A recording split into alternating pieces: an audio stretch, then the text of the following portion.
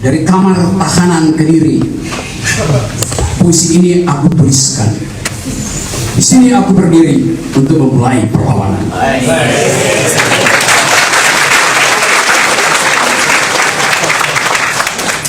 Salah satu cara untuk melawan adalah dengan menginspirasi publik melalui fasilitas estetika.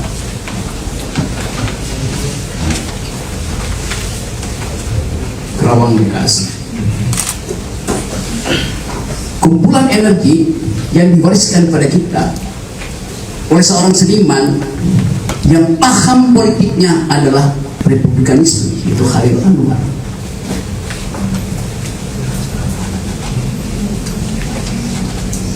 Kemajuan-kemajuan peradaban tidak dihasilkan oleh praktek-praktek politik,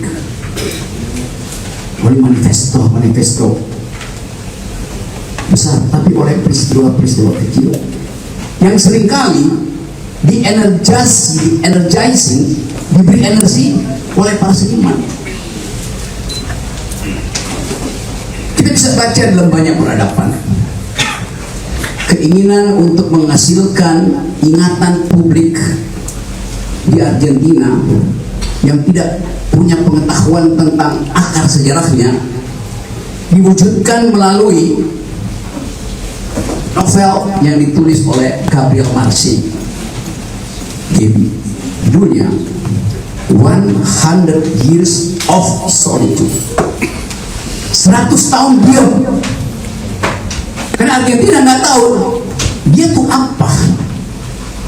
Lalu kita lihat bagaimana Argentina berubah, menemukan identitasnya, kemudian ideologi masuk mengubah identitas dari militerisme pergi pada demokrasi, balik lagi militer. Tapi kita bisa hidupkan kembali wacana republikanisme ini melalui uraian-uraian pendek yang pernah ditulis oleh mereka yang menginginkan supaya republik ini diasuh oleh akal pikiran melalui tulisan. Nah, itu kita akan baca risalah-risalah pendek dari Pan Malaka, risalah-risalah pendek dari Sultan Syahrir, kumpulan pidato-pidato pendek dari Bung Karno, keterangan-keterangan historis tentang sosialisme dari Bung Hatta. Jadi pendiri republik ini pertama-tama adalah penulis, bukan tokoh politik. Karena bagi mereka ide itu harus diinvestasikan melalui pendidikan publik. Bung Karno tetap seorang orator, tapi di dalam pikiran Bung Karno ada logika, ada dialektika. Hatta menuntun bangsa ini untuk tahu bahwa arah perubahan harus dituntun oleh prinsip keadilan sosial. Karena itu diajarkan koperasi, diajarkan tentang sosial demokrasi. Sultan Syahrir dari awal memilih untuk tidak mau jadi politisi, tapi karena dipanggil oleh sejarah dia jadi politisi. Tapi dia menolak untuk memimpin negeri ini karena menganggap bahwa Bung Karno lebih tepat. Lalu dia memilih menulis traktat pendek Our Struggle, perjuangan kita. Di dalamnya adalah uraian tentang sistem dunia. Di dalamnya diterangkan dengan bagus apa sebetulnya fungsi anak muda untuk menghasilkan Indonesia yang berpikir.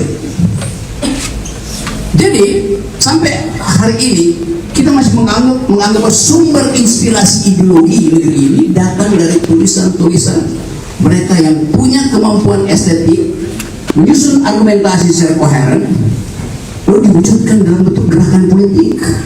Sultan Syahrir bikin partai untuk memungkinkan ada perubahan politik. Bung Karno bikin partai. Muhammad Hatta akhirnya juga bikin partai, Partai Demokrasi Islam itu. Tan Malaka bikin partai. Jadi ujung dari pikiran adalah partai supaya ada peralatan politik.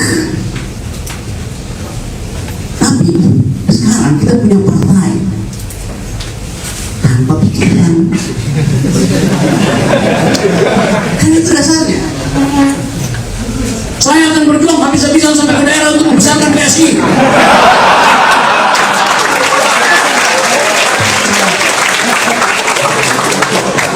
Kamu tanya mana praktek PSI itu perjuangan Oh, itu punya PSI lama. Apa? Pikiran PSI baru sekarang dilipat di amplop.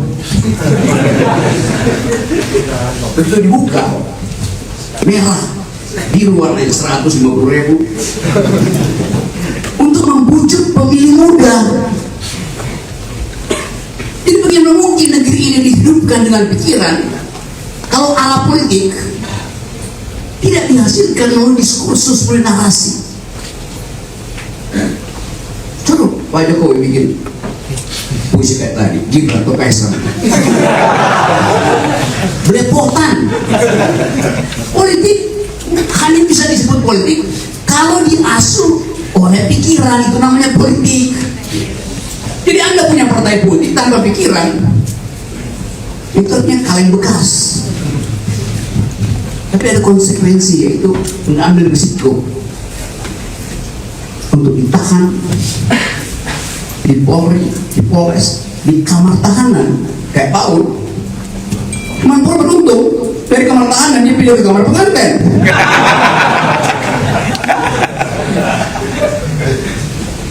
Tapi kita sama-sama di sini ada di dalam kamar pikiran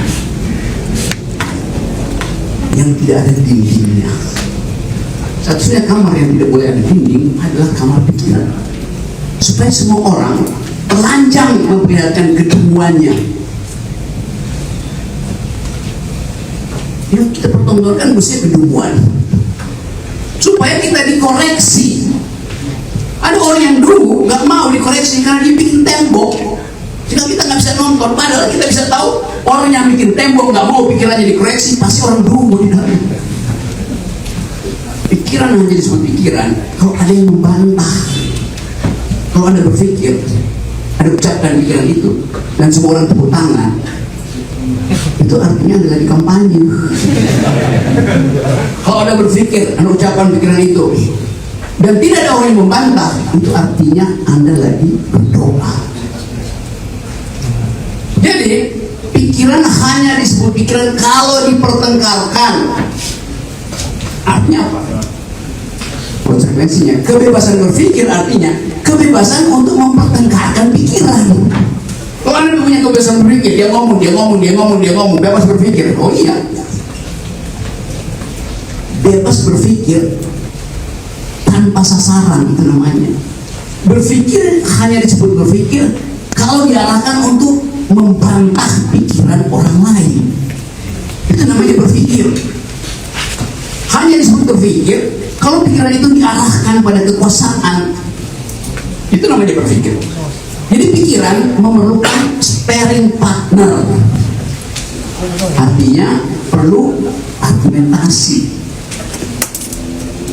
Nah, problem kita di Indonesia, ada republik yang mengurus res, itu urusan publik, tapi tidak ada nalar publik tempat kita bertengkar. Nggak ada nalar publik. Jadi sangat berbahaya bila isi republik itu tidak dihuni oleh pikiran. Poin pertama dari kuliah ini adalah republik dirancang untuk mengorganisir public reason.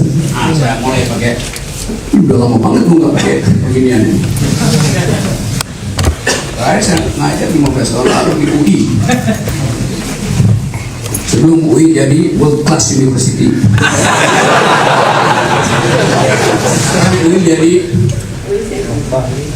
UI World Class University. Kalau diterjemahkan bahasa Indonesia, WC UI.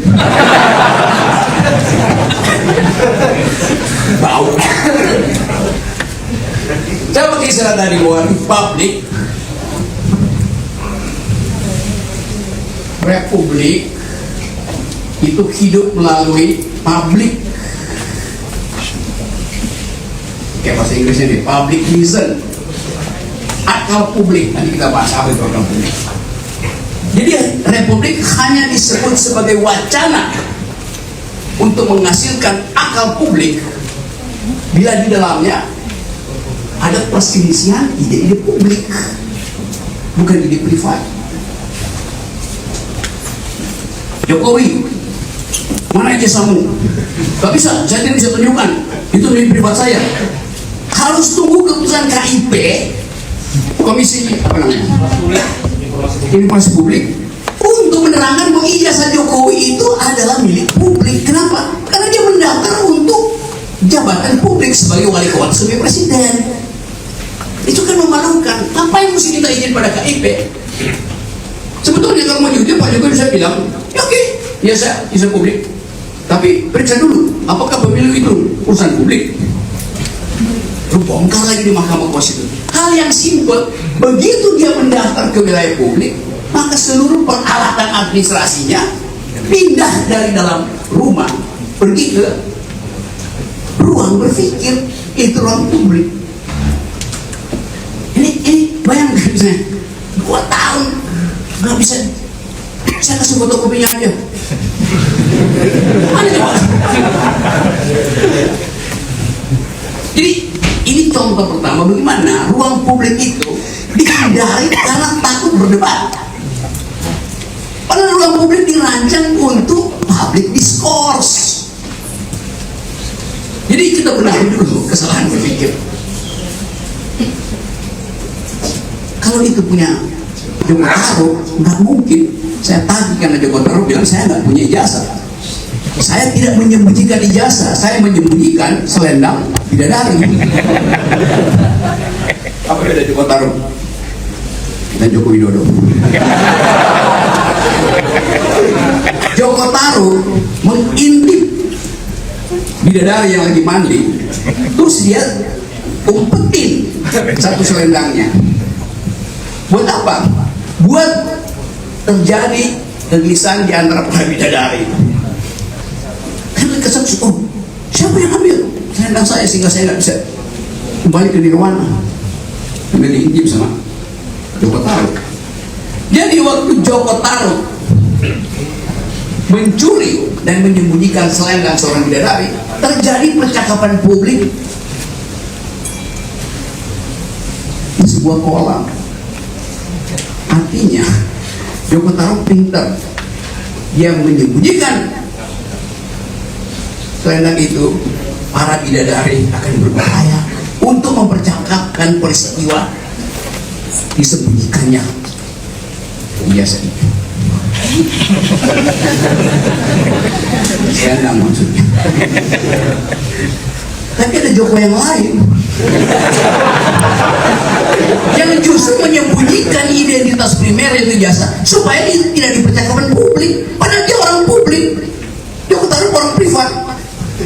Itu bedanya dari Joko Taruk dan Joko yang itu. Jepang dikit ya, dia pasti nyumbang banyak gue. Kita balik pada poin ini. Ada republik. Kita memilih republik supaya semua res itu, res artinya thing, hal-hal, diselenggarakan melalui forum semua orang, forum publik kita sebut begituan. Apa yang diselenggarakan di situ? Percakapan tentang kepentingan publik. Dengan cara apa? Percakapan yang diajukan dengan cara argumentasi publik. Itu namanya public reason, akal atau sebut nalar publik. Ya, sekarang saya ambil contoh buat tahu apa itu nalar publik. Balik pada kasus ijazah, karena itu yang jadi kausa selebriti. Joko yang bukan Taruk mempidanakan si Surya yang nama depannya Roy, CS Suis, dengan alasan mencemarkan nama baik.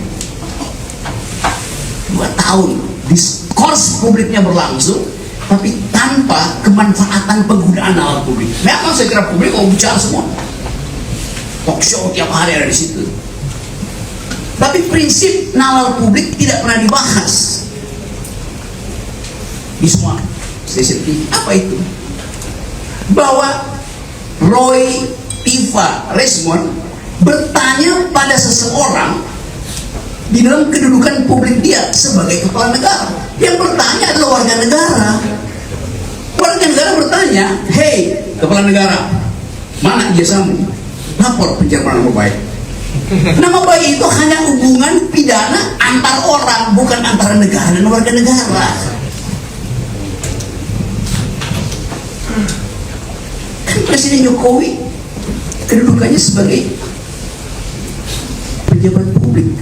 Nah, tapi dia kan sekarang bukan lagi pejabat publik. Iya, yang dipersoalkan ketika dia pejabat publik datang ke KPU Solo, Jakarta, dan dicurigai dengan curiosity akademik. Tiga begundel ini mencurigai otentisitas dari ijazah seorang pejabat publik. Maka sebagai warga negara dia bertanya, apa yang salah kalau warga negara bertanya? Kalau dia orang biasa bertanya pada orang biasa, lalu bilang, "Kamu bikin ijazah palsu," ya dia bisa buktikan ijazah palsu. Tapi ini warga negara bertanya pada kepala negara, maka menjadi kewajiban etis kepala negara untuk menjawab. Ini ijazah saya. Kenapa dia mesti jawab? Karena dia kacung saya. Saya tuannya. Dan dia minta izin dari saya untuk jadi kepala negara kan. Ini saya akan bikin ini. Oke, saya pilih. Karena ini saya tahu orang yang tadi mengemis suara dari saya tidak mau tunjukkan bahwa cara dia mengemis itu legal dengan ijazahnya. Masa ditunda? Ini sudah contoh untuk memperlihatkan bahwa ada republik tapi tidak ada nalar publik.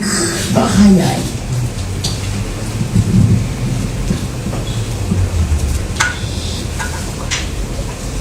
Nah, isi percakapan di Akademi Republik adalah mengurai hal-hal khusus dan disebabkan tidak ada kesempatan bagi anak-anak muda ini untuk berdebat dengan dosen, dengan guru, dengan kepala desa, dengan pimpinan partai. Ini yang membahayakan nasib Republik. Kalau Anda masuk nanti 2029 di kotak suara tanpa pengetahuan tentang ide politik, tanpa tahu apa isi Republik, tanpa mengerti sejarah pemikiran para founding parents sendiri, coba kita tanya di sini, dari Anda yang ada di sini, siapa yang tidak paham dan tidak cemas dengan kerusakan lingkungan? Yang tidak cemas?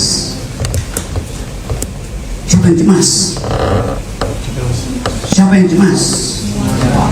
Semua Anda cemas. Oke. Isu publik hari ini yang harus diolah di dalam Republik adalah kecemasan, anxiety, yang nggak aja terbaca nih, dari 400 orang yang ada di kuliah pertama ini. Terus kita dalilkan pada PSI, dalilkan pada Golkar, dalilkan pada PAN. Ada 400 orang yang cemas terhadap keadaan publik, terhadap keadaan lingkungan loh. Terus untuk partai itu bertanya, jadi urusan kita apa? Kami menuntut kalian yang mengendalikan Republik buka data status anggota kalian yang mencuri ekstraktif industri yang dituduhkan oleh Presiden. Apa jawaban mereka? Pasti cuma 400 orang, cuma perseorang. Karena tantang mereka. Bagaimana kalau lebih dari itu? Silahkan. Kalau perlu riset. Nah, kita coba mereka. Riset tadi pagi menurut World Bank, 91% orang Indonesia peduli terhadap kerusakan lingkungan. 91%. Dengan mudah kita dalilkan bahwa kalian 120 juta pemilih Indonesia do speak environmental ethics. Sekarang cari tokoh nasional yang mau maju 2009 dan paham tentang climate change. Siapa? Jokowi.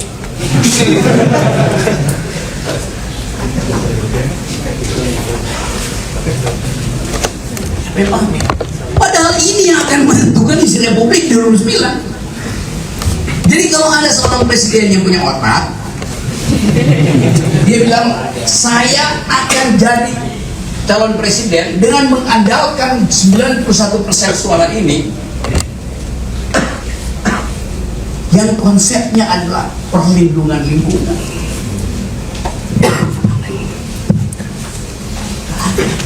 Karena tadi begitu dia bilang I do speak in front of the bawa ke sini. Siapa yang mau bilang begitu misalnya? Golkar, saya tahu tentang etika lingkungan. Silakan Pak Halil dulu di sini. Uji dia. Golkar bilang, saya paham tentang etika lingkungan. Silakan jongkok di situ sambil manggul beras. Karena kita mau jujur, Anda paham apa tidak? Konsekuensinya apa? Dibongkar track record dia di bidang kerusakan lingkungan dengan dia mereka. Itu namanya kita menggunakan nalar publik untuk menghidupkan ide republik. Itu disebut tadi metode untuk menghasilkan narasi publik adalah dengan argumentasi langsung tentang isu utama yang sedang dihadapi oleh publik. Jadi fungsi akademi ini adalah membatalkan mereka yang punya ambisi untuk memimpin republik tanpa punya etika publik, tanpa punya nalar publik. Itu poin pertama. Jadi dari awal Anda akan belajar di dalam upaya untuk membatalkan kedemuan politisi dan pemimpin yang lagi cari panggung. Sekarang Anda berpikir, Anda mau ambil risiko itu.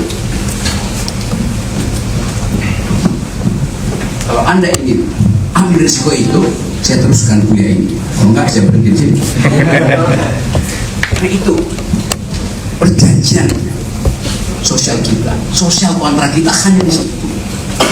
Anda dengan saya dengan Anda dengan Ucen, Anda dengan Robert, Anda dengan Haris Asrar, DVD segala macam.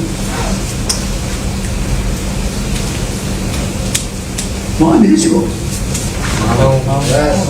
Mau ambil risiko mengundang tokoh-tokoh itu atas nama Akademi Republikan. Ini surat setiap bulan dan upayakan supaya mereka menolak, supaya kita bully dia.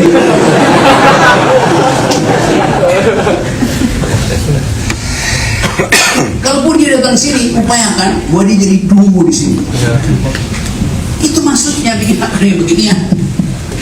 Kalau soal teori baca aja di internet, nggak paham tanya pada artificial intelligence.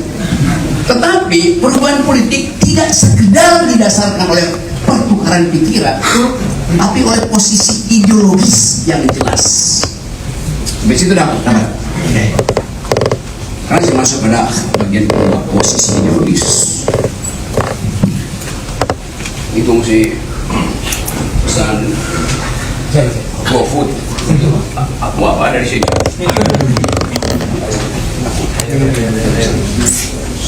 Ya.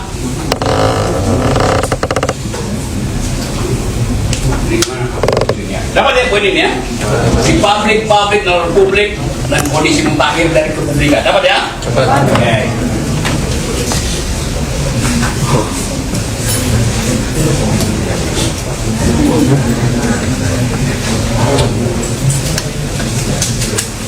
Jadi bagian pertama tadi anggap aja bab tentang metode berpikir melalui nalar publik, ya.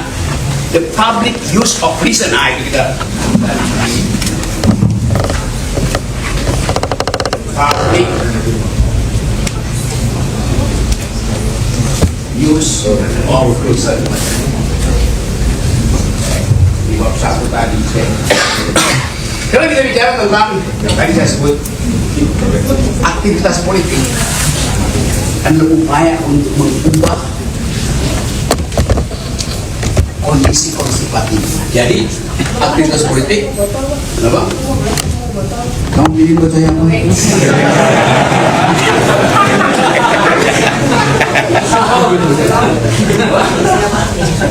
Ada urusan apa sih Paul? Kita uji kesetiaan Paul.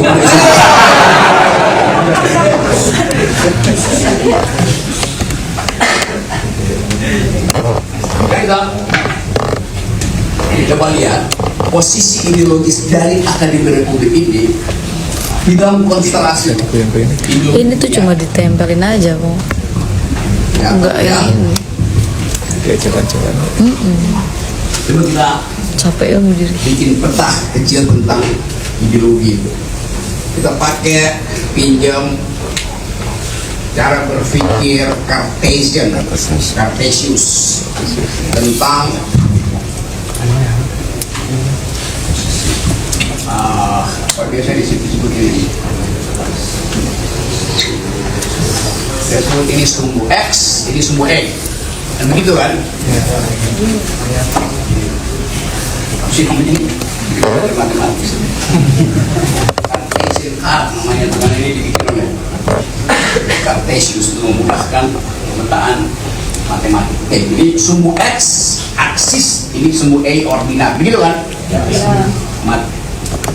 Ini kita kasih skala nih. 1, 2, 3, 4. 5 boleh. 1, 2, 3, 4, 5. Ini negatif, itu positif. 1, 2, 3, 4, 5. 1, 2, 3, 4, 5. Oke. Kan kita beri nama dulu. Ini biasanya disebut sebagai kuadran 1, kuadran 2, kuadran 3, kuadran 4. Cartesian kuadran.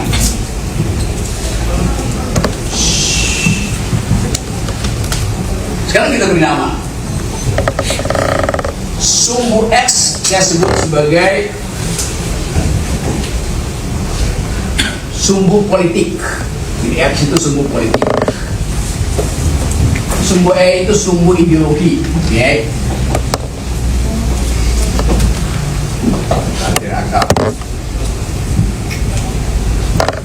Secara umum, kondisi ideologi di Indonesia terbelah atau terpisah atau terbedakan antara mereka yang menganggap bahwa politik itu adalah urusan publik, karena itu tidak boleh dibawa-bawa urusan privat. Bahwa politik itu tidak ada hubungannya dengan keyakinan seorang, selain keyakinan publik. Biasa disebut ini sumbu ideologi yang sekuler. Okay.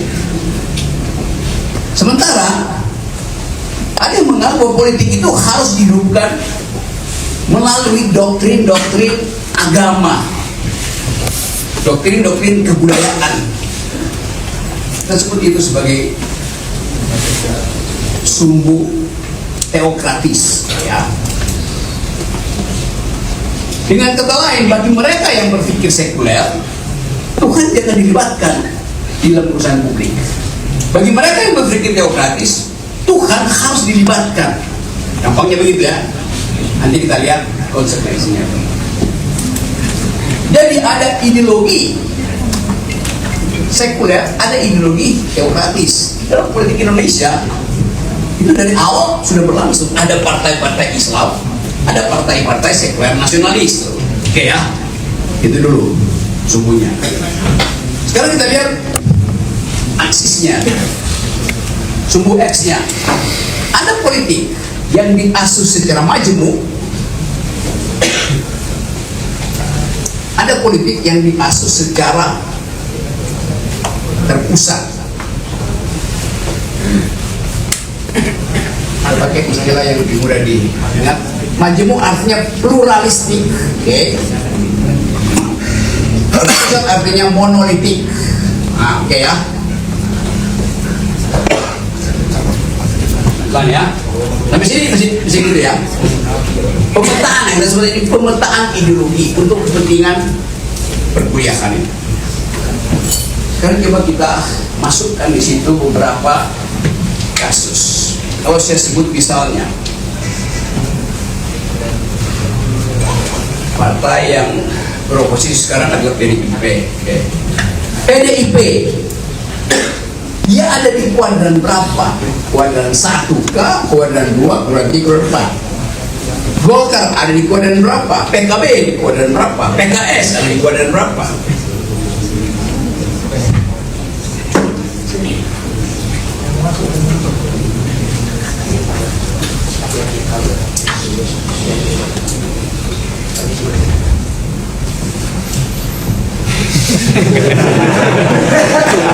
Telat pak, telat.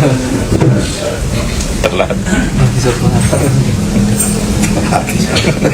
Kuliah telat. Kuliah telat dua. Iya. Lima. Ada apa lagi Pak? Iya. Poin yang baru masuk berapa? 2 lagi 3.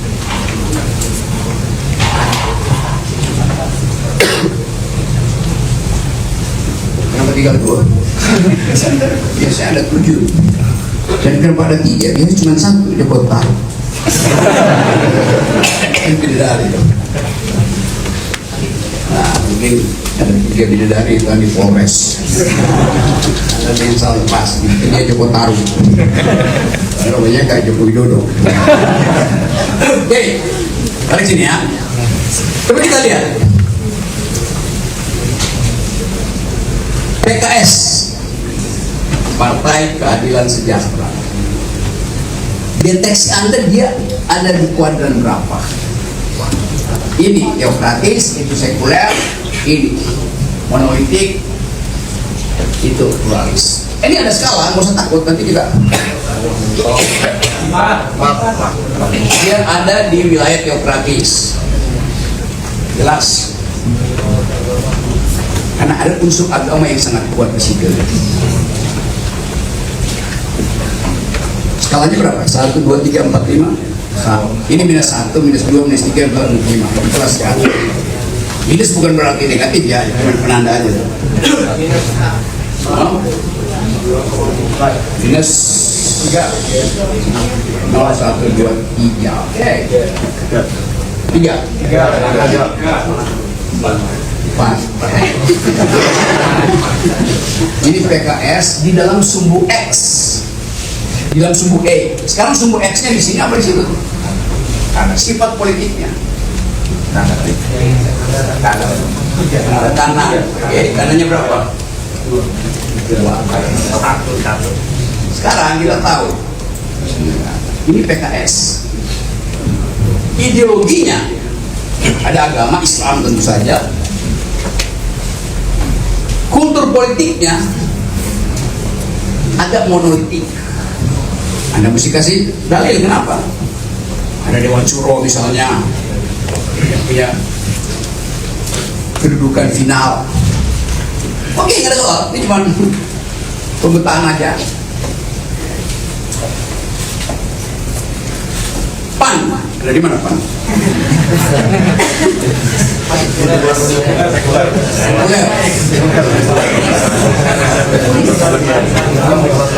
Jadi PAN itu nggak peduli dengan nilai agama ya.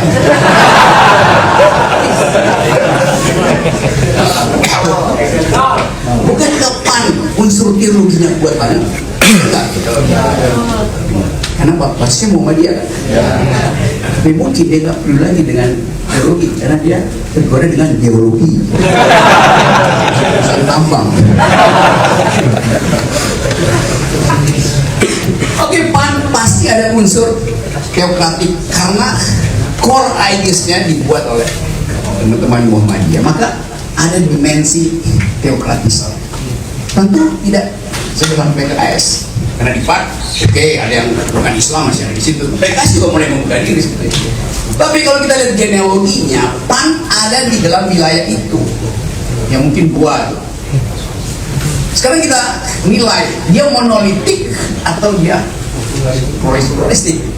Gimana misalnya berapa? 2 boleh. Ini PAN. PAN Di PKS tadi XE-nya 2,3 nih, 2X 3E. PAN 2,2. Oke ya. Jadi scaling aja. Golkar. Nah, oke. Nggak boleh minum dibikin.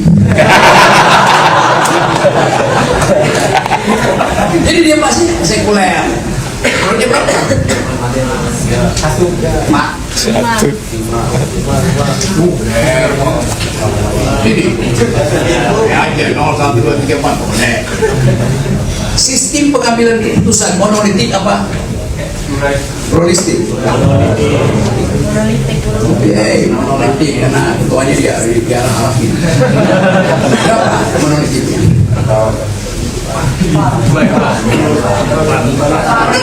Berapa 3, 4, 5, 4. Jadi dia lebih monolitik dari PKS itu. Itu maksud saya itu. Kan Anda taruh di sini, Anda bisa geser monolitiknya PKS supaya Golkar di bawah situ kan gampang aja. Pasti lebih monolitik PKS. Monolitik dalam pengertian arah untuk menjaga konsistensi partai, ya, bukan monolitik dalam arti yang lain. Kita melihat partainya sekuler. Kalau ada geser di sini misalnya, maka Golkar dapatnya di sini ini 4,2 Golkar. Mungkin sebentar lagi dia pindahkan di sini ya, kalau bahaya di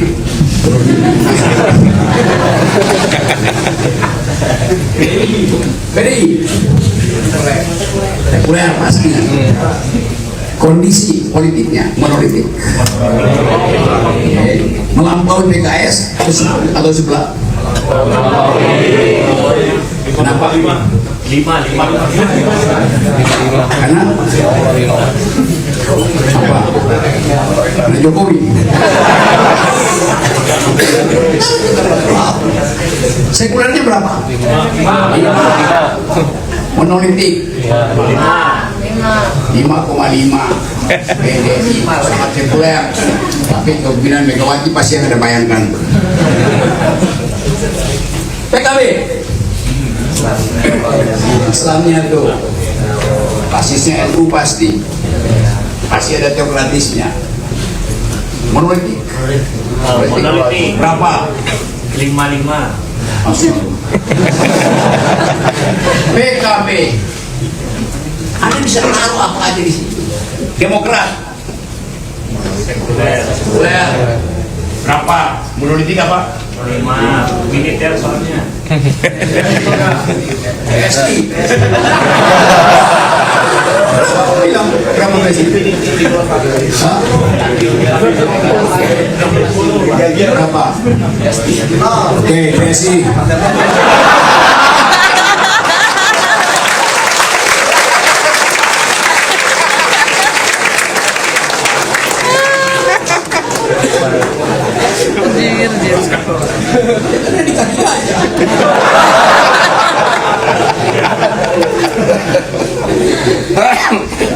Jadi kita lihat peta ideologi Indonesia segini. Sekarang Anda ingin Akademi Republik di mana? Anda mau taruh di sini ya Republik, di sini apa di sini? Saya ingin wilayah kosong ini kita isi itu. Kita ingin ada pertengkaran pikiran di sini. Belanda pertama dari masyarakat sekuler adalah mau bertengkar untuk isu publik. Kita tidak ingin Akademi Republik ini diolah secara monolit. Kita ingin dia plural. Nah, wilayah ini kosong.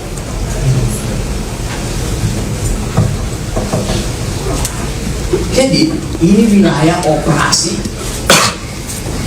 Akademi Republik. Yang dari awal udah kosong, nggak ada orang yang mau habis-habisan plural, habis-habisan sekuler. Apakah Anda sekuler Anda tidak bertuhan? orang yang paling sekuler, orang yang paling beragama. Karena dia bisa pisahkan antara urusan publik dan urusan pribadi.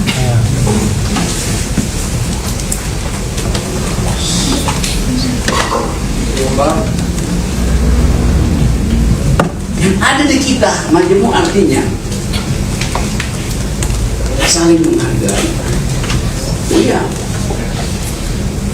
Islam hargai, Kristen hargai, Buddha hargai, Hindu hargai Islam. Oke. Mereka saling berhargai, saling mereka menghargai sambil mereka bersama-sama memusuhi orang yang tidak beragama. Demokrasinya itu dari awal saya mau bilang itu. Dia saling toleran, tapi mereka tidak toleran pada orang yang tidak beragama. Bukan tidak bertuhan, tidak beragama. Kenapa? Karena di KTP mesti ditulis. Padahal itu adalah urusan privat, nggak ada urusan publik di situ. Itu mesti clear dari awal. Kenapa di KTP mesti ada tulisan ini Islam, ini Kristen? Ideologis kayak itu, ideologi publik kayak itu. Itu cuma administrasi. Kalau lu celaka di jalan, lihat KTP-nya, gak ada yang ngaku, lu dikuburin di wilayah Kristen apa Islam, itu aja.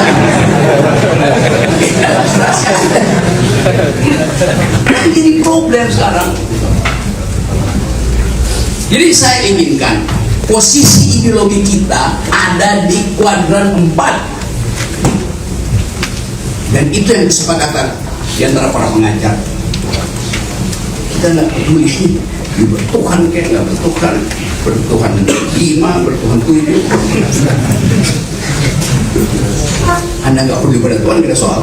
Yang disoal kalau Tuhan nggak peduli padamu. Jadi buat fair, saya mulai dari situ supaya terbuka nanti bahwa kita mengolah wilayah republik yang tanpa isi hari-hari ini. Ini wilayah kosong, kuadran 2 itu kosong. Harusnya kuadran 2 ini diisi oleh akademisi, diisi oleh masyarakat sipil.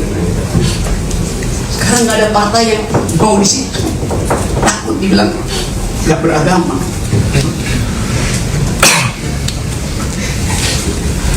Coba kita berapa banyak tokoh partai politik yang pakai rompi orange dan sholatnya sempurna. Partai buruh. Siapa? Jadi sekali lagi saya selesaikan bagian ini, kita diskusi. Saya sudah terangkan tentang metode, yaitu upaya untuk memastikan bahwa di dalam wilayah publik satu-satunya metode adalah argumentasi. Argumen aja disebut argumen kalau dimaksudkan untuk membantah argumen lain. Kebebasan berpikir disebut kebebasan berpikir kalau kita bebas untuk membatalkan pikiran presiden, membatalkan pikiran ketua partai, membatalkan pikiran dosen. Itu namanya kebebasan berpikir. Dapat begitu ya? Method sudah, posisi ideologi sudah. Oke. Kuliah pertama itu, sekarang kita cakap-cakap supaya seterusnya kuliah kita dibasiskan pada metode itu di dalam lokasi politik di kuadran 2. Yang nggak setuju, mesti kuliah supaya fair. Oke. Cukup kan? Oke. Ada yang tertinggal, ada yang tercacat, dan susulan. Kan? Oke, terima kasih. Teman-teman langsung aja. Ada yang mau berargumen? Bertanya? 3 dulu ya. 1, 2, 3. Silakan. Oke.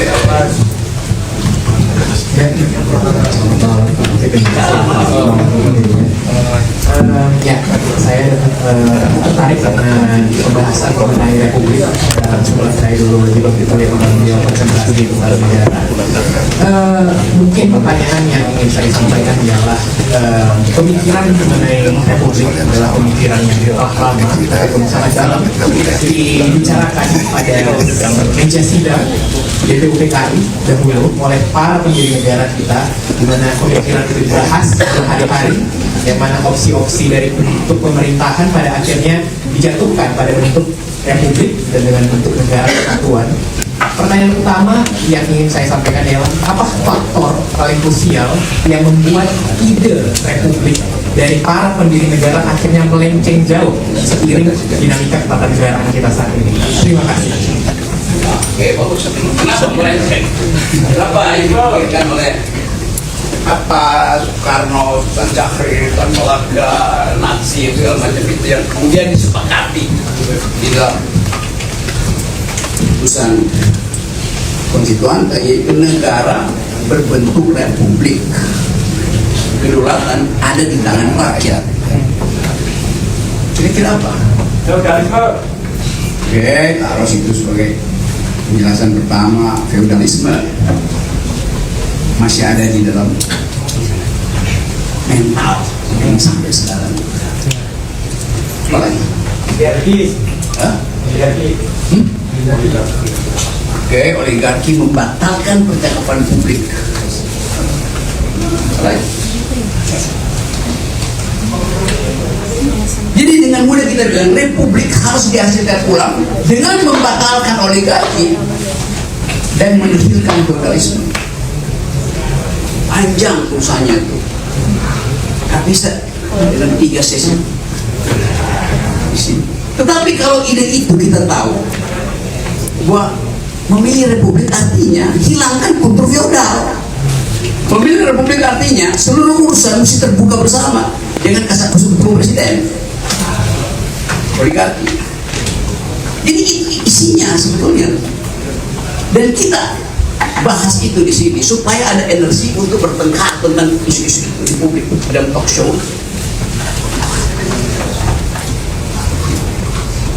Kita bisa bahas itu secara Marxis. Itu artinya ada kondisi di mana negara tidak mampu untuk mengambil jarak dari kapitalisme. Akibatnya apa? Ya kapitalisme memanfaatkan kembali nilai lama. Untuk apa? Untuk konservasi. Apa itu? Pendudukan. Lewat apa? Ya feudalisme. Lewat apa? Lewat kepercayaan bahwa oligarki akan growth 8%. Itu namanya diskurs ideologi untuk melihat itu.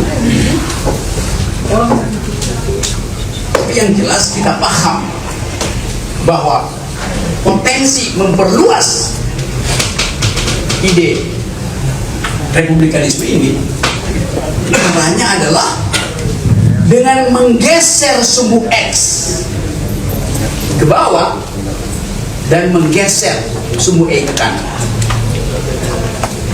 Gimana supaya wilayah ini kita perluas, jadi geser. Ini geser di sini, ini geser di sini. Nah, sekarang 2026, 2027 kita ingin wilayah itu jadi lebih besar. 2029 kita ingin dia lebih besar lagi. Di wilayah ini makin lama makin besar. Nah, fungsi dari percakapan hari ini mencari kader untuk memperlebar wilayah itu.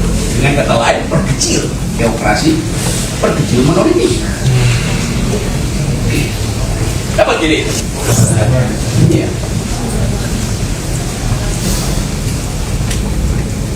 Dalilkan itu. Ada pertentangan mereka yang masih menganggap bahwa politik feodal diasuh di wilayah-wilayah ini kan feodal juga ini. Ini juga feodal, itu juga feodal karena ada hierarki. Jadi dengan sinopsis itu kita tahu arah ideologi kita, metode untuk menghasilkan Indonesia yang tidak monolitik alias pluralistik dan tidak teokratik alias sekuler. Saya tahu bahwa dua istilah itu akan jadi persoalan. Apa itu sekuler? Nah, itu yang saya maksud sesi berikutnya. Ada pertanyaan itu. So, ketika Anda ragu-ragu mendalilkan ide sekuler, ya Anda harus pro pada teokratik. Sebagai individu, setiap orang diminta untuk taat pada aturan komunitas. Tapi apakah negara ini negara yang berbasis agama? Iya, agama disebut iya. Coba kita lihat. Di dalam konstitusi disebut secara jelas.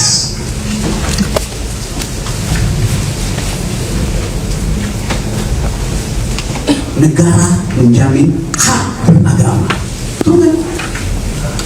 Hak. Saya berhak minta jaminan negara. Kalau saya beragama, kalau saya nggak beragama, ngapain saya minta jaminan negara? Jadi hak beragama itu harus dijamin negara. Tapi warga negara tidak berkewajiban beragama. Di mana di konstitusi bilang warga negara berkewajiban beragama? Nggak ada. Anda wajib beragama di dalam komunitas agamamu. Apa? Ya jalankan syariatmu. Kristen hidup itu wajib. Aturannya aturan privat di dalam komunitas. Clear nggak itu? Jadi istilah agama disebut sebagai hak. Hak itu sifatnya fakultatif, bisa dipakai, bisa tidak dipakai. Kalau saya tidak beragama, artinya saya golput dalam urusan agama, tidak memakai hak itu. Mungkin besok saya pakai hak itu. Kalau agamanya diperbanyak jadi 7. Jadi itu intinya. Jadi kita pakai untuk kebenaran kita itu. Jadi jangan takut bertengkar dalam soal itu. Kan negara beragama. Mana disebut ada? Setiap warga negara berhak mendapat perlindungan negara untuk menjalankan agama. Iya, untuk orang beragama. Lain kalau diwajibkan semua orang beragama. Jadi dari awal pendiri Republik ini mengantisipasi bahwa agama itu adalah urusan privat, negara jangan campur tangan di situ. Kecuali negara tahu WA grup Pradewa. Oh, negara itu tahu huruf terhadap akhirat tuh ngapain negara? Atur orang, biarkan agama itu menjadi keyakinan esoteris setiap warga negara, setiap individu. Itu mesti kita hormati. Jadi sikap Republik adalah menghormati urusan privat manusia. Jangan campuri. Urusan publik harus dicampuri. Melalui apa? Tadi metode penggunaan nalar publik. Jadi kita tidak akan menyentuh wilayah privat yang suci itu. Justru kalau kita sentuh, dia menjadi tidak suci lagi. Jadi menjadi sekuler artinya menghormati kesucian pilihan keyakinan orang. Itu. Dan itu sikap religius yang paling sempurna.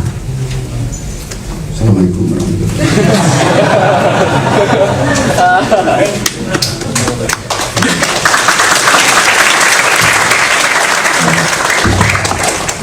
Selamat malam semuanya, saya Robi.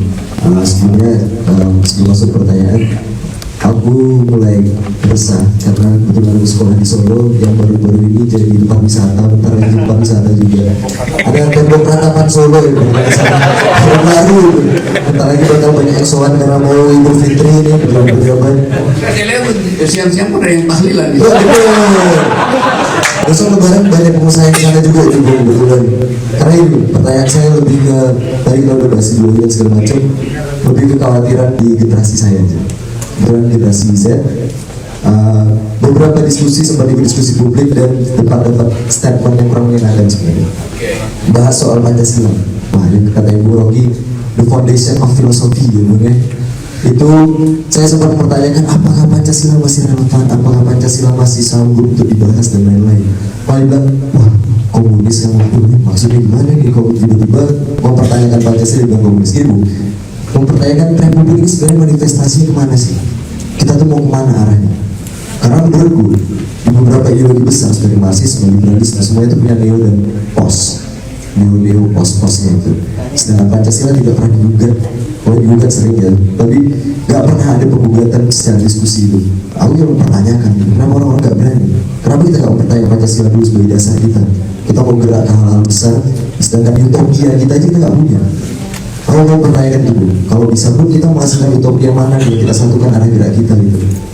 Itu sih pertanyaanku. Sekian, terima kasih, selamat malam. Oke, bagus diucapkan pertama. Harus dibongkar dulu apa ini Pancasila yang disebut sebagai ideologi negara. Kita mulai dengan tadi nalar publik dipakai untuk mengunci apakah Pancasila ideologi negara.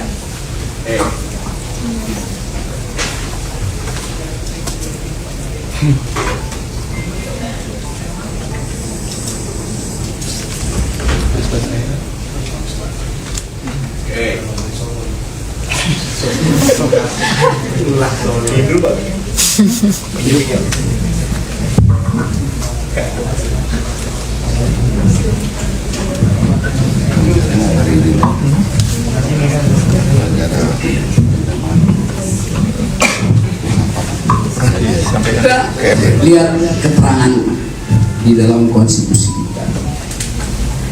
Di mana di dalam konstitusi atau di dalam undang-undang yang lain Pancasila disebut sebagai ideologi negara.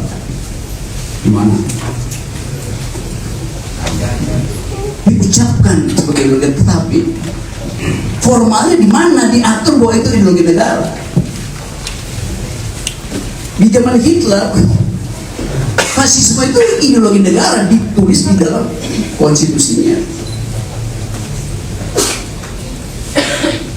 Di Tiongkok komunisme ideologi negara ditulis di situ. Sekarang Pancasila disebut ideologi negara ditulis di mana? Kalau mau berpencar secara akademis dulu, nggak ada. Konstitusi nggak bilang Pancasila ideologi negara. Tidak ada undang-undang yang bilang Pancasila ideologi. Lalu dari mana idenya? Tiba-tiba Pancasila disebut ideologi negara. Ya karena semua negara harus berideologi. Hah? Ideologi adalah keyakinan personal seorang terhadap masa depan yang bisa dia uji berdasarkan turunan-turunan programatis dari ideologi. Komunisme punya turunan programatis, sosialisme turunan, liberalisme turunan. Karena Pancasila turunan derivat dari Pancasila. Ada ekonomi Pancasila, ada politik yang Pancasila, ada sepak bola Pancasila, ada padel yang Pancasila. Jadi kata Pancasila dibuat sedemikian rupa sehingga dia bisa diacu tanpa kita tahu dia ideologi apa bukan itu. Saya bahas agak dalam ya soal istilah ideologi itu. Dalam pengertian munculnya Israel.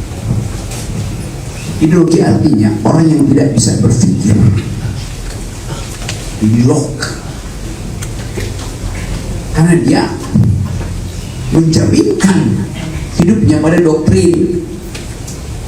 Waktu Israel itu dibuat di Prancis oleh orang yang nama belakangnya terasi karena panjang itu dimaksudkan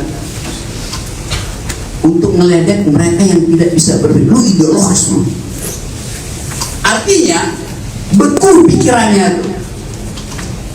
Asal usulnya begitu. Tapi evolusi kemudian, evolusi pikiran mengubah istilah itu untuk menunjukkan keyakinan politik. Jadi ideologi berubah dari satir terhadap apa namanya? Ideologi adalah orang-orang yang tidak bisa berpikir, yang ngotot aja itu masalahnya. Bahasa Indonesia apa ya? Tunggu. Bukan, termul.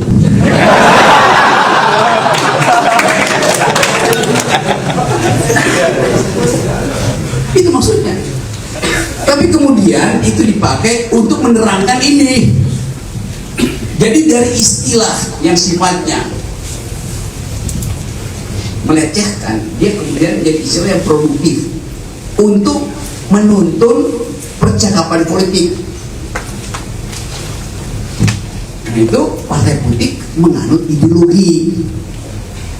Itu sebenarnya bahwa ketika dia masuk menjadi percakapan politik, ilmu politik mengambil alih kata dasarnya ideologi itu menjadi ideologi. Nah di situ kemudian studi sebagai pikiran politik, oke ya? Dari situ saya balik pada Pancasila. Sifat dari ideologi politik dia utuh, koheren, tidak ada pertentangan di dalam dirinya. Itu maksudnya ideologi itu. Pancasila ada pertentangan apa enggak kira-kira? Jadi kita lihat sila pertama adalah ketuhanan yang maha esa. Ditafsirkan manusia Indonesia yang baik harus bertuhan. Oke, setuju aja. Sila keempat adalah demokrasi. Misalkan kau di situ, dalam demokrasi orang boleh tidak beragama. Jadi sila pertama sesuai dengan sila keempat. Yang sana bilang boleh, yang sana bilang harus, yang di sini bilang ya nggak perlu. Karena demokrasi hitungannya adalah tadi force of the better argument, nalar publik yang dipakai, bukan nalar akhirat. Sila keempat itu sekuler. Sila pertama teokratis. Sekarang kita uji lagi, boleh nggak orang jadi ateis di Indonesia? Boleh. Pancasilais nggak dia?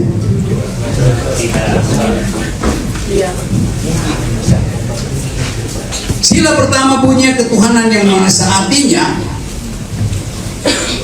ada entitas yang lebih tinggi dari manusia, betul tidak? Di dalam sejarah intelektual itu namanya teokrasi yang menguasai Eropa selama 1000 tahun, dari tahun 500 ketika Konstantinopel itu dijadikan Kristen oleh Sultan Konstantin, oleh Raja Konstantin. Lalu tumbuhlah kekuasaan gereja selama 1000 tahun yang disebut sebagai the Dark Age of Eropa, abad gelap, karena dikuasai oleh gereja. Lalu tahun 1600 ada pencerahan, mulai ada ilmu pengetahuan, Renaissance.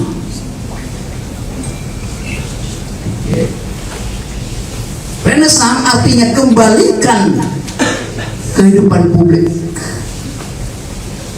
bukan andalkan pada Tuhan, tapi andalkan pada persahabatan dan kecerdasan manusia.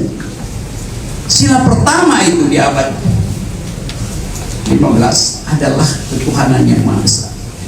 Abad berikutnya berhenti teokrasi, diganti oleh humanisme, kemanusiaan yang adil dan beradab.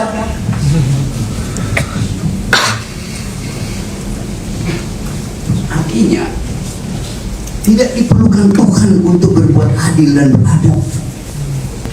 Kalau Anda, kenapa Anda berbuat adil dan beradab supaya masuk surga? Itu artinya Anda ada pamrih. Kemanusiaan itu tidak memerlukan tuntutan metafisik. Saya berbuat baik karena saya manusia. Kalau saya masuk surga itu bonus. Jadi sila pertama bertentangan secara epistemologis dengan sila kedua. Sila pertama tentang ketuhanan, sila kedua tentang kemanusiaan. Humanisme itu ada pembatalan terhadap teokrasi gereja Katolik di Eropa, itu intinya. Ya, terangkan itu berkali-kali. Dasar Rocky Gerung nggak percaya Tuhan. Oh, bukan nggak percaya Tuhan. Kedudukan pikiran itu dimuliakan justru di dalam prinsip kemanusiaan yang adil dan beradab. Anda baca sekarang, Anda Google, humanisme itu apa? Ya ateisme. Berarti Anda anti pada Tuhan. Ateisme artinya saya tidak tahu ada apa tidaknya Tuhan. Anti Tuhan. Saya anti sesuatu yang saya tahu. Lu nggak tahu Tuhan di mana, lu anti, kan goblok. Gampangnya begitu. Jadi di kita dikabulkan antara ateisme dan antiteis. Di situ bahayanya. Peradaban kita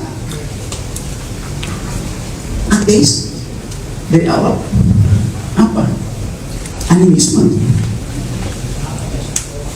Kan yang disebut teisme sekarang adalah monoteisme. Padahal nenek moyang kita itu menyembah berhala. Satu berhala, tidak banyak berhala. Tuhannya adalah ekspresi dari pikiran dia.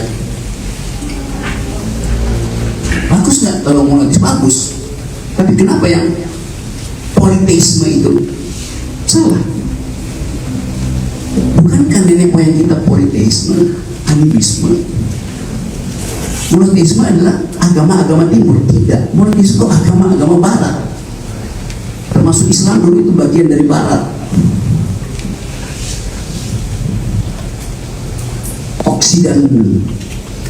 Oksidentalisme lalu jadi orientalisme.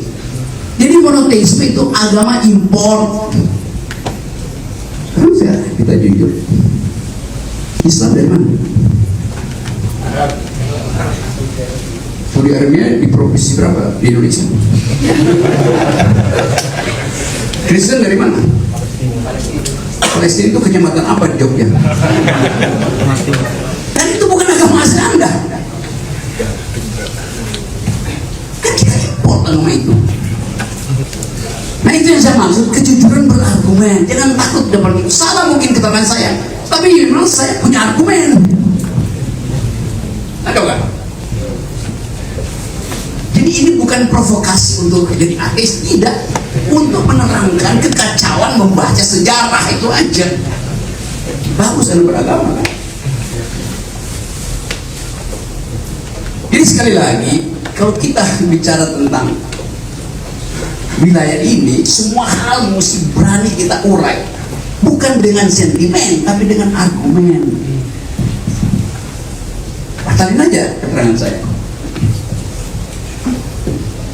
Boleh nggak Marxisme jadi acuan Indonesia? Boleh. Pancasilais tidak? Gimana Pancasilais? Iya.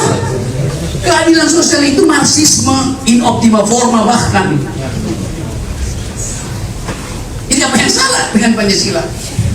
Kalau dia melindungi Marxisme dan ateisme. Humanisme itu ateisme. Marxisme itu sila kelima. Ini yang saya mau terangkan.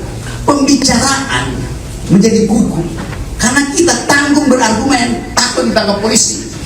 Pada semua argumen akademis yang dibuktikan di ruang kuliah, bukan di BAP.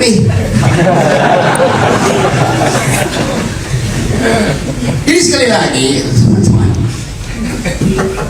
kita legakan bahwa ini bangsa didesain untuk bertengkar dari awal.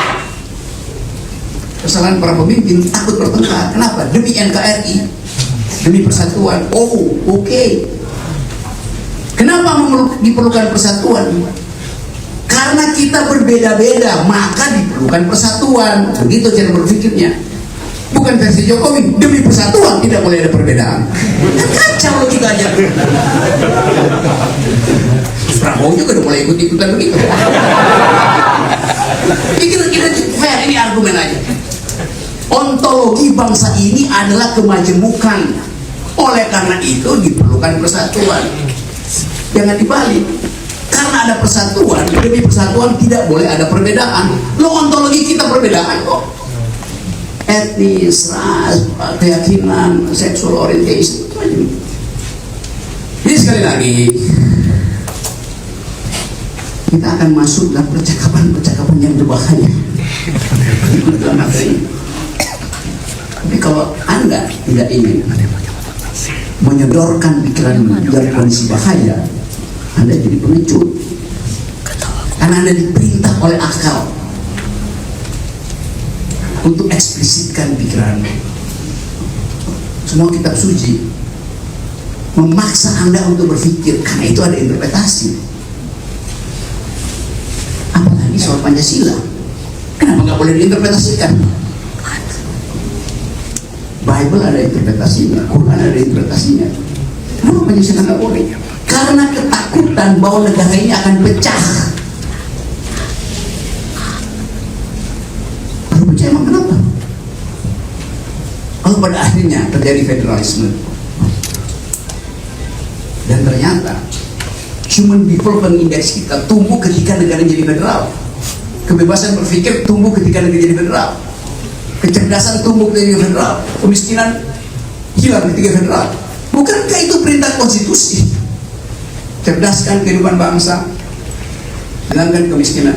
Kalau jadi negara federal dan berhasil untuk meningkatkan kecerdasan dari IQ 78 sekarang, dan berhasil mengatasi Gini rasio, kan itu perintah undang-undang dasar. Jadi dengan kata lain, ketakutan kita itu membuat kita tidak lega untuk bertengkar. Artinya kita masih hidup di dalam kultur feodal. Jadi konsekuensinya kalau Anda nggak mau bertengkar, Anda kultur feodal, ya Anda sendiri feodal, nggak mau bertengkar kok. Tapi selalu kita sebutkan bahwa pertengkaran itu demi persahabatan pikiran. Ucapkan argumenmu, bantah dengan argumen. Itu nggak ada sekarang. Kayak ngomong sesuatu, oh jangan itu melecehkan segala macam. Bayangin saya SMA tahun 80-an itu. Cina ngehe. Arab dongok lu. Tanda persahabatan, aku nggak ada marah gitu. Jawa lu. Karena ada kultur kayak. Padahal itu zaman Orde Baru. Sekarang salah ngomong sedikit, ITE, kenangan, buset. Jadi nggak ada kelegaan berteman, berwarga negara itu. Bahaya tuh. Rocky Gerung berkali-kali diundang ke masjid, masih kuliah padahal dia bukan Muslim. Loh, saya ngasih kuliah di masjid karena diundang untuk bicara wilayah muamalat yang adalah wilayah sosiologi, bukan soal akidah.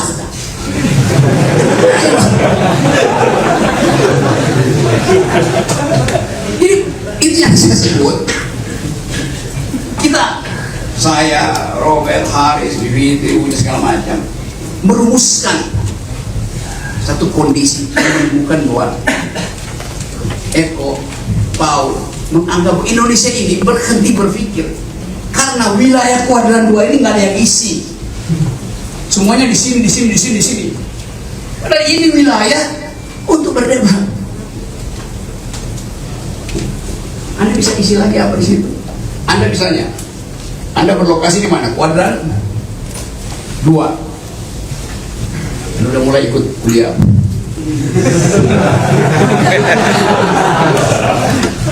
Sekarang pacarmu tahu kamu bisa diputusin karena pacarmu di kuadran 4.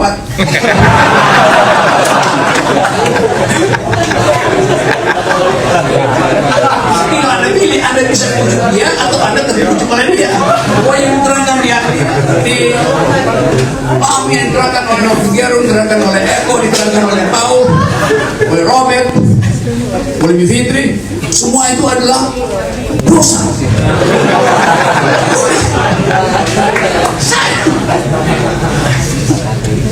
Jadi ada konsekuensi. Tapi saya tidak, kalau ada wilayah di mana nalar publik dipakai terus, lama juga ada soal begitu kan. Lu beda kamar secara politik, tapi satu ranjang secara romantis.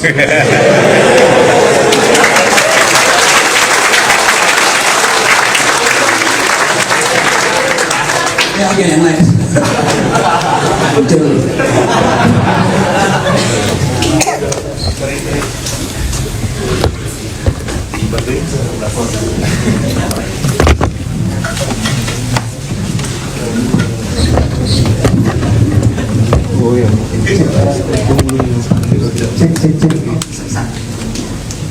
Baik, perkenalkan nama saya Benedict Ardian. Saya mau sebelum bertanya dulu saya mau kasih tahu dulu tentang yang ideologi. Oke. Nah, saya jujur ya, partai politik Indonesia ini kayak bias banget ya jujur. Tidak ada kiri, malahan kayak ya udah Pancasila aja. menurut gua Pancasila itu bukan ideologi, itu falsafah loh. Semua orang bilang itu bukan ideologi, kan sudah semua terstruktur. Ada sosialisme lah, ada agama lah, ada demokrasi lah. Jadi ya lengkap aja. Cuman pikiran-pikiran boomer sama pikiran politisi itu kayak sebet banget sih. Orang kita. Nah, jujur ya, saya ada impian mau ingin Indonesia ada punya partai progresif, partai anak muda. Dulu ada partai yang singgung-singgung yang gajah-gajah, tiba-tiba partai dinasti. Aduh, itu mirip kayak kejadian yang kasus saya suka di luar negeri ya, aku pas di luar negeri dulu. Nah, ini tahun ini di Thailand melaksanakan pemilu. Nah, jujur ya, di Thailand itu kan ada partai-partai yang spektrum politiknya kiri dan kanan. Yang kiri yang progresif itu partainya pita sama tatapong, namanya People Party. Sedangkan kalau yang militer namanya sama yang konservatif. Kalau yang bisnis Anupin PM sekarang tuh Bung Jaitai, sama yang militer itu Palang Pacarat dan UTN di Thailand. Kebetulan yang saya menang itu bukan partai progresif segala partai konservatif. Saya lihat teman-temanku yang suka Thailand itu kayak miris banget, sudah gagal lah reformasi. Semoga Indonesia kayak gini juga. Jadi kenapa Indonesia ini kan selalu pengen mau partai politik yang kiri-kiri itu mau pengen progresif, sosial demokrasi, yang bilang ini komunis. Dalam hatiku, komunis mana dulu lah. Nah jujur ya, ini paling seru ya Pak Rocky Gerung. Jujur, Indonesia ini sesat berpikir tentang sejarah Indonesia, sejarah tentang PKI, sejarah dengan komunis. Dulu di era 60-an komunis itu lagi berantem lah, Sino split, Perang Uni Soviet dan Cina lagi berantem tuh gara-gara Khrushchev jadi sekjen. Yang berpikiran Khrushchev ini lebih pintar dari Mao Zedong. Nah kesalahannya yang dulu yang PKI itu malah nempel Mao. PKI itu PKT ini kesannya kayak bunuh diri secara politik. Kasihan 2 juta gara-gara nempel ke Mao Zedong. Padahal loh Mao Zedong itu punya dimusuhi sama Deng Xiaoping sama Deng Xiaoping. Itu masih politik di Cina itu gak baik-baik saja zaman itu sebelum Mao Zedong meninggal. Nah tidak semuanya negara komunis itu tidak beragama. Contohnya Yugoslavia dengan Bos Tito, aman-aman aja baik, aman-aman. Mikir kids, ini harus koreksi sejarah Indonesia ini biar masyarakat Indonesia jangan sampai dibodohi oleh argumen-argumen yang kesalahan propaganda yang tolol ini. Nah kemudian saya mau bertanya dulu ya Pak, kenapa Indonesia ini selalu, partai-partai Indonesia ini selalu asasnya yang ideologinya ngomong Pancasila. Apapun itu Pancasila semua. Padahal Pancasila itu bukan ideologi. Tapi kok partai-partai politik bilang Pancasila itu ideologi, bla. Hei, mikir dong.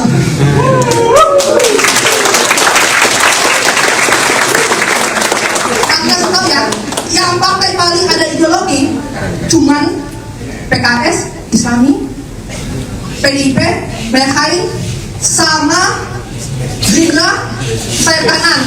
Sekarang kan Gerindra kan sama Donald Trump, sama semuanya. Jadi itu saja Pak. Banyak sebelum penutup, saya jujurnya aku pakai yang ini. Ini dari terinspirasi dari Gen. Kebetulan saya ada jurusan hukum. Namanya karakter yang dari Gen namanya Genshin Impact. Gen kenal, namanya karakter namanya Sukuna.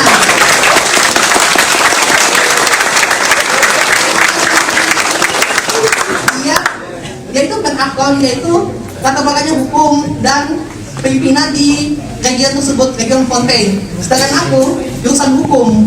ilmu hukum. Kesamanya sama hukum itu. Misalnya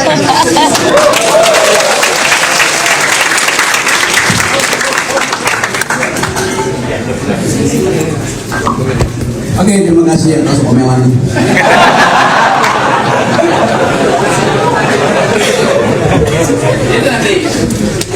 Itu pembahasan adanya di kuadran 30.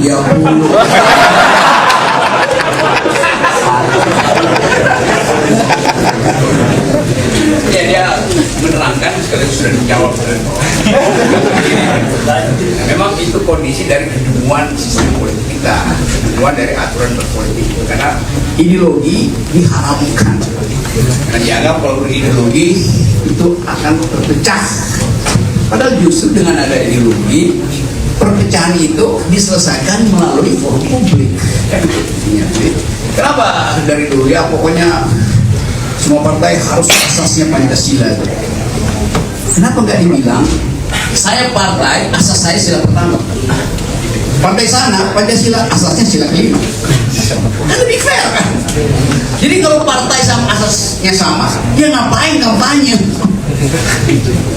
Itu dasarnya. Jadi anak muda tinggal pilih mau bikin partai asasnya apa. Itu aja itu ya. Oke. Ya. Oke, masih ada waktu, teman-teman.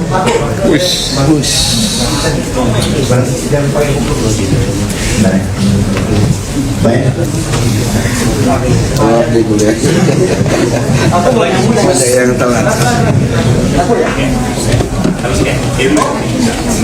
Dan terakhir ya, habis dengan tipe.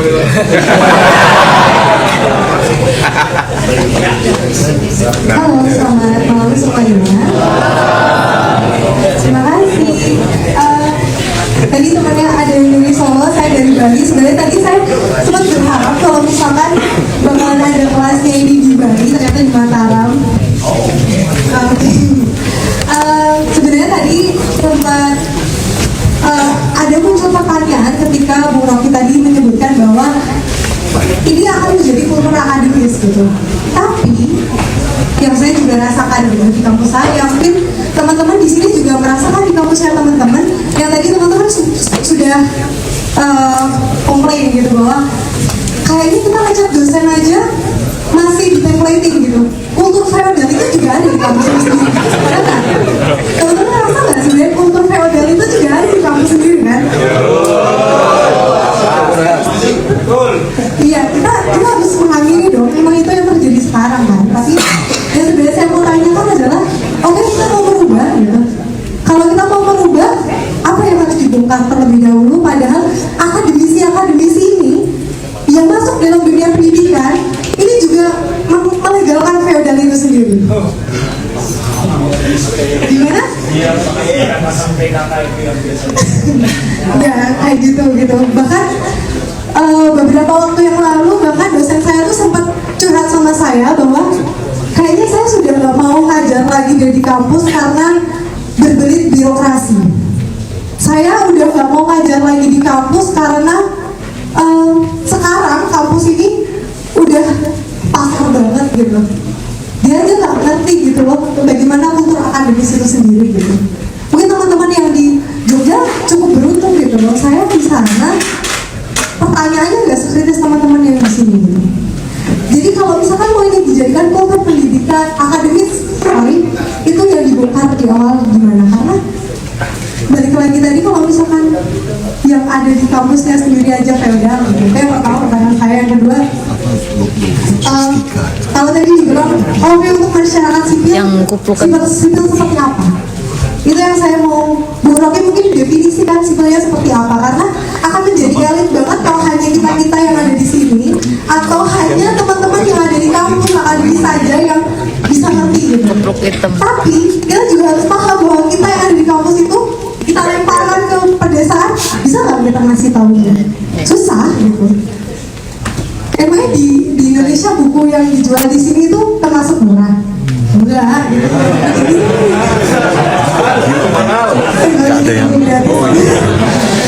Tapi itu yang saya tanyakan gitu loh. Kalau sipil seperti apa apa, karena akan menjadi kontradiksi kalau misalkan oke cuma ada di lingkungan kita, akan menjadi kontradiksi kalau kita nggak ada praktiknya gitu.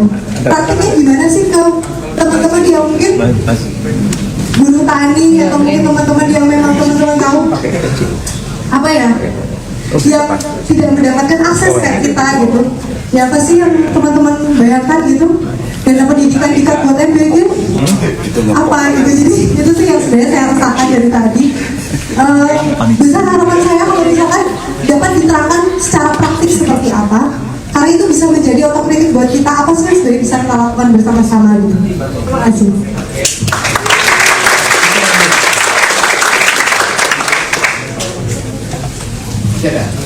Terakhir ya. Buk, terakhir.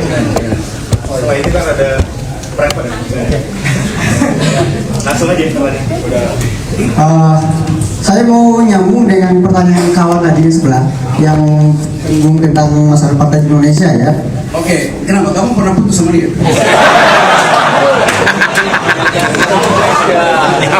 Pernah putus. Jadi apa ya? Kita mahasiswa itu harus jujur, karena di Indonesia mahasiswa itu selalu jadi sebuah kegagalan. Dan itu selain dari persoalan sejarah dan propaganda di Orde Baru, sehingga bagi orang Indonesia, apalagi mahasiswa yang belajar tentang ilmu marxisme, komunis dan segala macam, seolah-olah ngapain dengan macam itu kan. Nah, jadi karena kita akan menyentuh pada persoalan gerakan mahasiswa ya, urusnya apa yang selalu jadi acuannya adalah apakah gerakan hari ini yang selalu kita laksanakan tentang pembangunan sebuah partai, gitu kan? Kita sudah membicarakan sebuah metode, teori dan seluruh politik alternatif kita bicarakan, ya. Namun sejauh ini kan yang menjadi perdebatannya adalah tentang kawan-kawan dalam lingkup organisasi atau bahkan dalam konsolidasi sekalipun bicarakan tentang arah gerakan rakyat ini kita kembali kemana, gitu kan? Ada juga yang berjuang tentang perubahan sistem secara totalitas melalui extra parlementer. Dan juga bisa kita masuk dalam sistem itu untuk mengubah dari dalamnya segala macamnya. Tapi kan itu kan menjadi apa ya? Menjadi persoalan ya. Cuma untuk menghancurkan sebuah sistem yang hari ini kita katakan adalah sistem kapitalisme yang masih kuat, itu yang menjadi seluruh kehidupan manusia. Itu tidak cukup hanya sebatas wacana, aksi dan segala macam, tidak.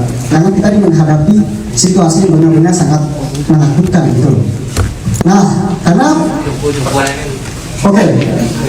karena tadi soal lingkup partai ya. Nah, di luar lingkup gerakan mahasiswa sendiri yang selalu membicarakan tentang wacana pembangunan partai, apakah gerakan mahasiswa saat ini membutuhkan namanya partai nggak kira-kira? Kalau itu membutuhkan namanya partai seperti apa kita butuhkan? Apakah partai massa ataukah partai revolusioner? Terima kasih. Sekian. Waduh, dua pertanyaan yang saling membatalkan. Apakah kita perlu partai mahasiswa? Kalau diperlukan, apakah partai massa atau partai kader? Anda jawab dulu pertanyaan pertama, baru pertanyaan kedua. Jadi itu juga kita baca itu retoriknya, bahkan di PKTRI. Jadi Anda ingin harus ada partai mahasiswa, anak muda, tinggal pilih. Masih gelap harus masa kan begitu. Bukan Anda bertanya apakah diperlukan. Oke, karena Anda salah bertanya. Semester depan saya kasih ilustrasi agak umum ya, bahwa termasuk dari Bali. Ini akademi Republikan, bukan partai politik. Jadi dimaksudkan membekali kalian untuk bertengkar dengan elit. Itu dulu. Karena yang feodal kan elit kan. Tapi mesti diterangkan dulu pada rakyat. Ya kalau Anda terangkan pada rakyat, rakyatnya butuh waktu untuk memahami Anda. Lebih mudah membatalkan hegemoni elit daripada Anda pergi pada rakyat. rakyat sekarang jadi ingin diasuh oleh koperasi dan MBG. Jadi begitu dulu tuh. Jadi satu waktu kalau Anda udah sesak penuh surplus dengan ide itu, baru Anda organisir sesuatu. Dengan cara itu Anda tidak punya ketakutan mengorganisir. Nanti kalau Anda jadi aktivis yang betul-betul berani ditangkap polisi tanpa argumen, Anda masuk UI. Begitu Anda masuk UI, ibumu telepon saya minta Anda dikeluarin, tapi nangis-nangis. Padahal Anda bisa berargumentasi dengan polisi, dengan jaksa. Hadapi aja itu, Pak. Nah, itu pentingnya kita bekali dengan pengetahuan tadi. Kalau Anda bilang, kalian ateis, itu apa? Enggak, butuh ini. Rangit pada jaksa, ateis itu beda dengan antiteis. Antiteis beda dengan agnostik. Itu caranya rangit. Supaya terbaca bahwa Anda betul-betul aktivis yang otaknya penuh dengan ide itu. Jadi perkumpulan ini akan di backup dengan ide yang kuat itu. Jadi kendalikan dulu itu semacam wah dari sini mau turun ke jalan ya, turun ke jalan tanpa ide. Nggak mau pertengkaran nanti di ruang pengadilan. Anda minta ditangkap supaya Anda bisa ajarin jaksa dan hakim itu di ruang pengadilan itu.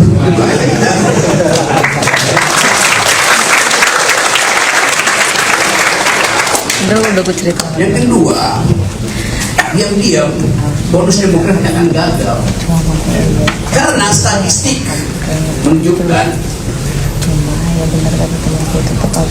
kita mengalami depopulasi, jumlah kelahiran drop terus. Pemerintah targetkan 2 anak pertumbuhan penduduk, sekarang tinggal 1,6. Artinya banyak anak muda yang menikah tapi tidak ingin hamil. Itu yang kita mesti baca.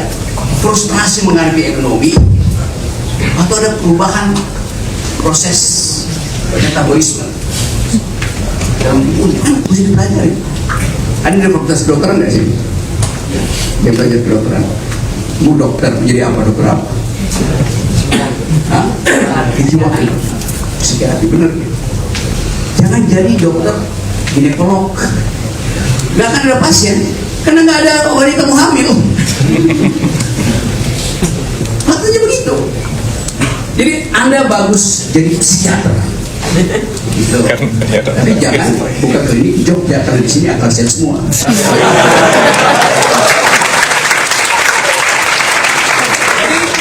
Anda bagus jadi psikiater, buka klinik di Solo.